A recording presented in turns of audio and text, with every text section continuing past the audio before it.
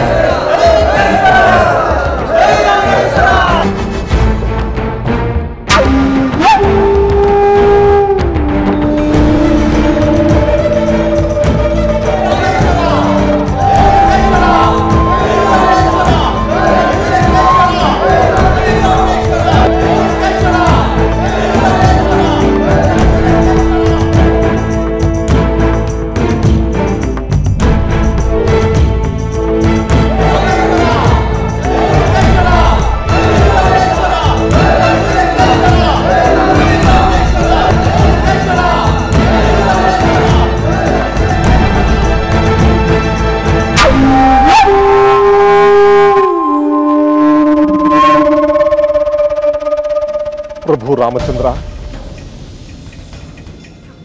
ಹೇಳು ವಿಭೀಷಣ. ರಾವಣನೊಂದಿಗೆ ಯುದ್ಧ ಮಾಡಲು ಸಿದ್ಧರಾಗಿ ನಿಂತಿರುವಾಗ ನೀನು ಸೂಕ್ತ ಸಲಹೆ ನೀಡುವುದಾದರೆ ಬಹಳ ಸಂತೋಷ. ಸಲಹೆ ಅಲ್ಲ ರಾಘವ, ವಿಷಾದ. ವಿಷಾದವೇ? ಏತಕ್ಕೆ?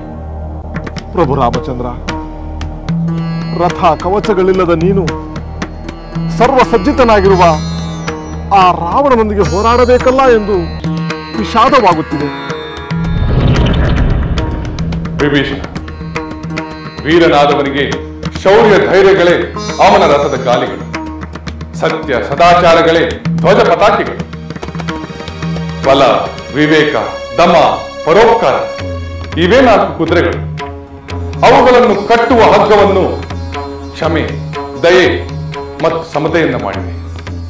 ಭಗವಂತನ ಕೃಪೆಯೇ ಸಾರಥಿ, ವೈರಾಗ್ಯವೇ ಗುರಾಣಿ, ಸಂತೋಷವೇ ಖಡ್ಗ, ಬುದ್ಧಿಯೇ ಪ್ರಚಂಡ ಶಕ್ತಿ, ನೈಪುಣ್ಯವೇ ಹುಲ್ಲು.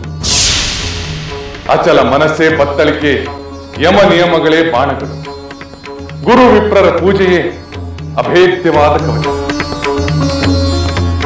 ಇಂತಹ ಧರ್ಮರಥವುಳ್ಳ ನನಗೆ ಭಯವೇ ಇಲ್ಲ ವಿಭೀಷಣ. ಪ್ರಭು ರಾಮಚಂದ್ರ, ಎಂತಹ ಅಮೂಲ್ಯವಾದ ವಿಚಾರಗಳನ್ನು ತಿಳಿದಂತಾಯಿತು ರಾಮಚಂದ್ರ.